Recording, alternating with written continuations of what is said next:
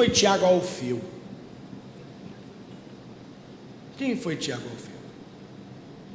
Um grande homem, não tenho dúvida disso. Um baita de um pregador, um excelente homem de Deus, um mártir. Dizem que ele foi um dos grandes líderes após Cristo da igreja de Jerusalém. Um grande homem, e com certeza absoluta, pelas suas mãos, pela sua vida, milhares de pessoas foram tocadas por Jesus. Curas, maravilhas, restaurações. Este homem chamado Tiago Alfeu, filho de Alfeu, porque a Bíblia fala sobre 2 Tiagos e até 3, tem um irmão de Jesus. Então tem o Tiago grande, Tiago Zebedeu, foi o que nós pregamos semana passada, lembra?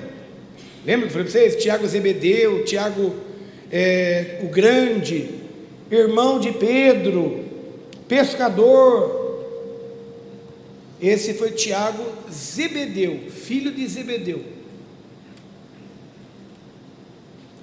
Então, para vocês não confundirem a cabeça, é importante vocês entenderem que, como nos dias de hoje, viu? Estou falando do Marcelo, mas que Marcelo você está falando? Do Marcelo, que nem aqui na igreja nós temos. O Marcelo da Marilu. Então a gente sempre dá uma conotação a alguém, o casamento, o filho de alguém. Não é assim, para a gente saber de que Marcelo está falando. O Marcelo mecânico. O Marcelo pintor. Não, o Marcelo filho do lado do seu Mário. Então, naquela época eles também precisavam diferenciar. E aí eles colocavam a conotação, ou o nome do pai, o sobrenome da família do pai, ou de repente o maior ou o menor.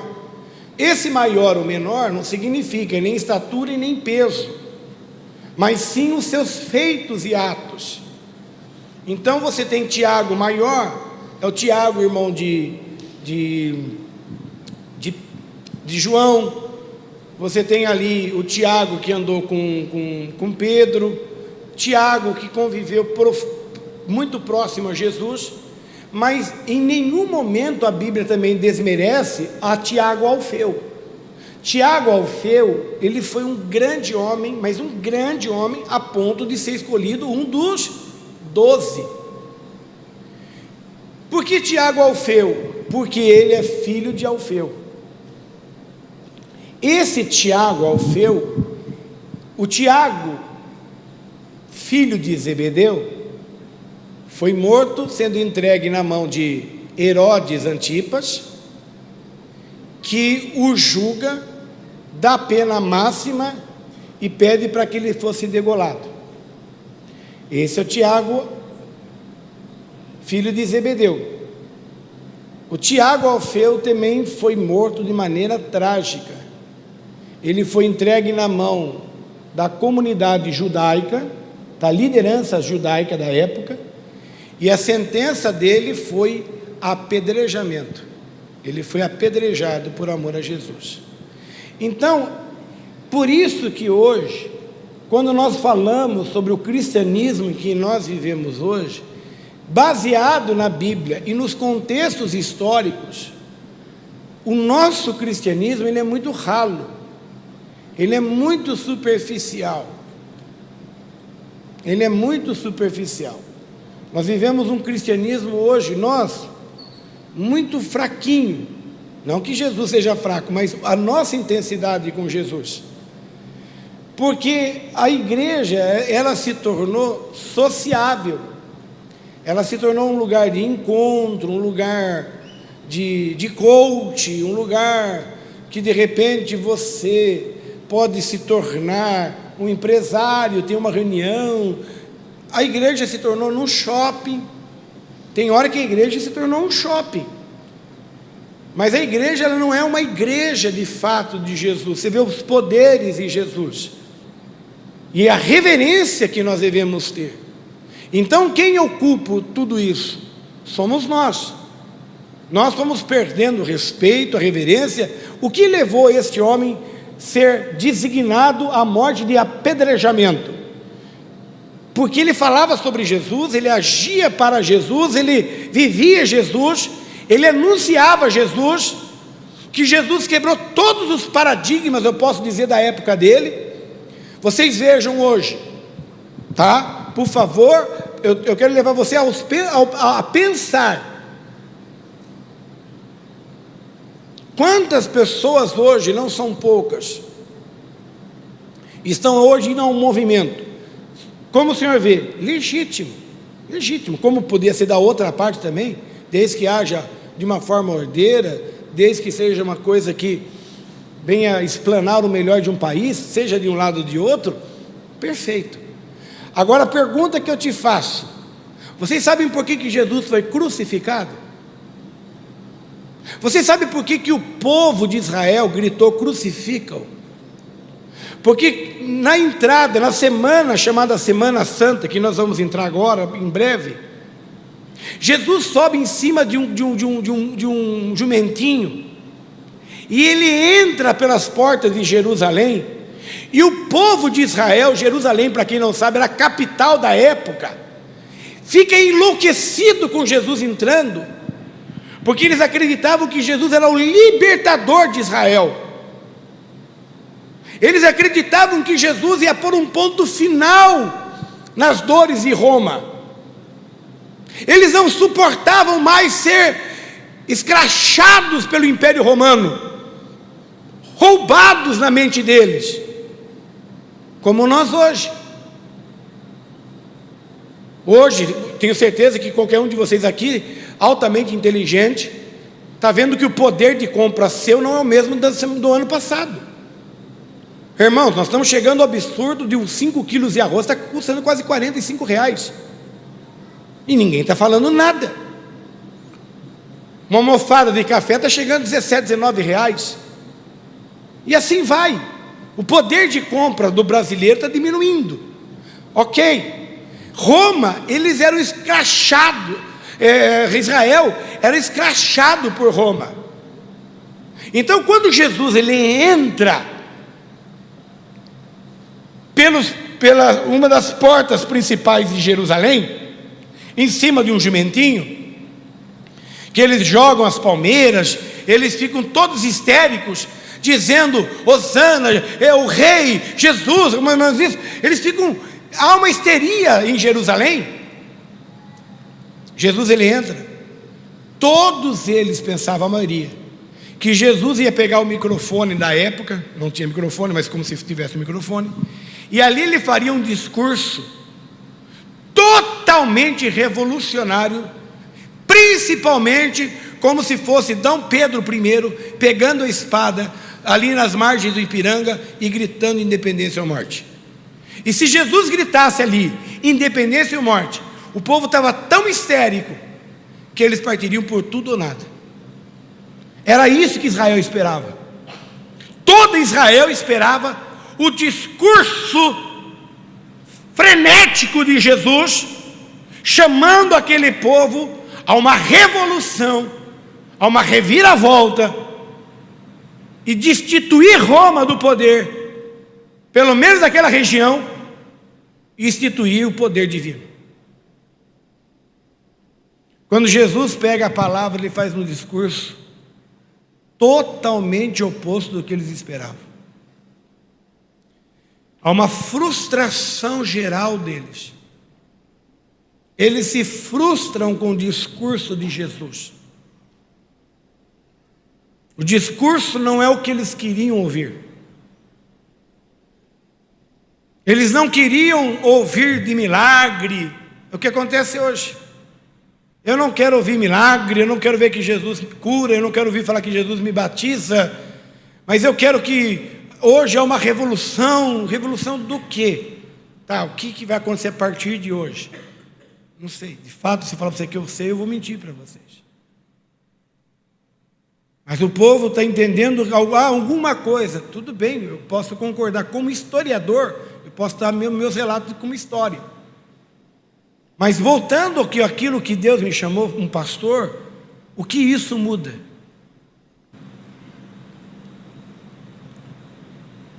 Foi aquilo que eu disse para vocês anteriormente, parece que depois voltou atrás. É lamentável você ver um pastor dizendo que a minha instituição que vai colocar o carro de som ali, independente de quem fosse. Não se pode misturar uma coisa com a outra.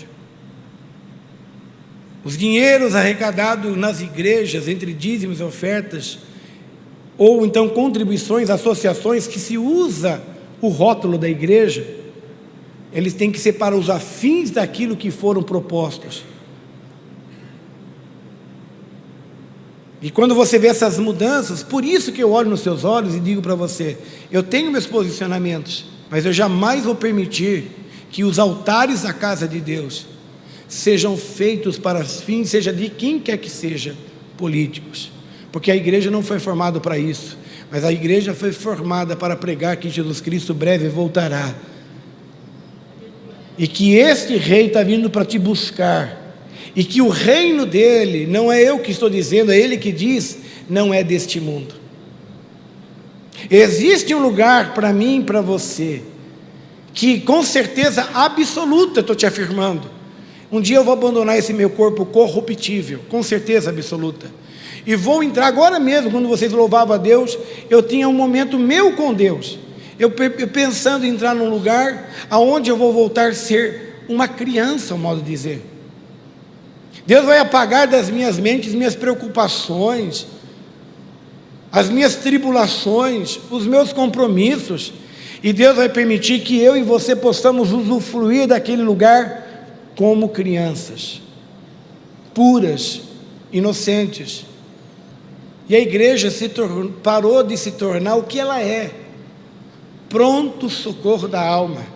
A igreja é o lugar que você vem triste, angustiado, com problemas, e aqui você recebe todo o tratamento de Deus para a sua vida, para que você tenha força e vigor para suportar as suas lutas e as suas dores que o mundo queira oferecer a você. Esse Tiago Alfeu, quando chegar no céu, eu vou dar um abraço nele também, se Deus permitir, porque foi um grande homem. Essa presença é Jesus. Então, é isso que é lindo de ver nesses homens. Eles foram, um apedrejado, o outro foi degolado. Por qual razão você vai cortar a cabeça desse homem? Porque ele prega tal de Jesus. Mas por que nós vamos apedrejar agora Tiago Alfeu? Porque ele fica falando insistentemente desse nome chamado Jesus. É isso que nós temos que ser. No momento em que a igreja, ela passa a ser tudo menos igreja, fique assustado de estar nela. Cuidado quando a igreja ela é altamente sociável, mas ela não tem o poder e a essência de Jesus sobre ela. Por isso Tiago Alfeu, eu não vou chamar ele de Tiago menor, posso chamar até com contexto histórico, porque as escritas sobre esse Tiago Alfeu não são tão profundas e tão íntimas como foi de Tiago Zebedeu, irmão de João. Mas Tiago Alfeu, com toda certeza absoluta, foi um grande pastor de Jesus, foi um grande anunciador do Evangelho, foi um grande operador de grandes milagres através do nome de Jesus. E por essa consequência, Tiago Alfeu foi condenado pela cultura e liderança judaica. Ele não foi julgado e nem condenado pelos romanos, mas sim pela comunidade judaica. Dá-se entender a religião da época. Ele foi condenado ao apedrejamento. Ele foi apedrejado até a morte por amar a Jesus. A pergunta que eu devolvo para mim mesmo até mesmo: será que eu teria preparado para isso? Será que nós aqui estaríamos preparados para tudo isso que o mundo está vivendo? Jesus está às portas, irmãos, isso não há dúvida. A qualquer momento o Senhor estará retornando. Isso é normal, isso é fato. Pode ser que eu não veja. Então não se esqueça que o tempo de Deus não é igual ao tempo do homem. O tempo do homem é firmado no tempo cronos. O que é tempo cronos? É tempo cronológico. Então, para nós homens, seres humanos, é o tempo cronos, é o tempo cronológico, é o tempo que de repente um dia tem 24 horas, um mês tem 30, 31, 29 ou 28 dias, um ano tem 365 dias, aí de vez em quando tem um ano bissexto, vai para 367, isso é o tempo cronos. Que nem agora, quem é de fevereiro, vem aqui à frente, oração, tempo cronos, dia X você completa seu aniversário. Esse é o tempo cronológico. Deus não baseia no tempo cronológico. Um dia para Deus pode ser como se fosse 1000 anos, e 1000 anos para Deus pode ser como se fosse um dia. Deus não se baseia pelo tempo do homem. Então, quando nós falamos que Jesus está voltando, pode ser que minha geração não veja, mas os sinais da volta de Jesus se acende cada vez mais. O que este homem pediu foi apenas o Senhor voltar ali e se banhar nas águas do Jordão. Porque esse ego todo, se o Senhor se banhar lá e mergulhar 7 vezes, Ele está afirmando que o Senhor vai ser curado. Irmãos, tem hora, como líder falo, a gente tem que ter assessoria. Tem hora que a gente pode ser soberbo nas palavras, uma péssima colocação, eu falo isso constantemente. Quando eu posso, com amizade, quando posso, e quando sou chamado, a liderança aqui de Sorocaba, nas caladas, nas surdinas, escondidos, sem holofotes, viu? Errou, cuidado com tal coisa, viu? Não é desse momento que tem, opa, cuidado, eu posso errar, é alguém chamar no particular e falar, o senhor errou, por essa razão, com todo respeito, o senhor quer continuar batendo nessa mesma tecla, só que o senhor não tem ideia do que é comoção. O senhor, concordo, mas o senhor conhece de mecânica, de torneiro mecânico, de máquina, concordo, o senhor é perito nisso, mas sobre história, olha, estou mostrando para o senhor que de fato ocorreu. Ele perseguiu ciganos, ele perseguiu homossexuais, ele foi terrível esse homem aqui. Quem está entendendo? Irmãos, falta a todos nós sensibilidade da vida. E esse Tiago Alfeu, ele foi apedrejado porque ele pregava Jesus. Ele falava sobre Jesus. Que nós possamos dizer, Senhor, eu quero ser perseguido se um dia for necessário, mas não pelas minhas posições políticas, esportistas, mas eu quero ser perseguido, se isso um dia tiver que ocorrer, porque eu te amo, e te adoro, e te glorifico. Me dê forças para suportar, para que um dia, quando eu fechar os meus olhos para essa terra, eu acorde nos lugares celestiais. Amém? Aplauda Jesus. Louvado seja o nome do Senhor.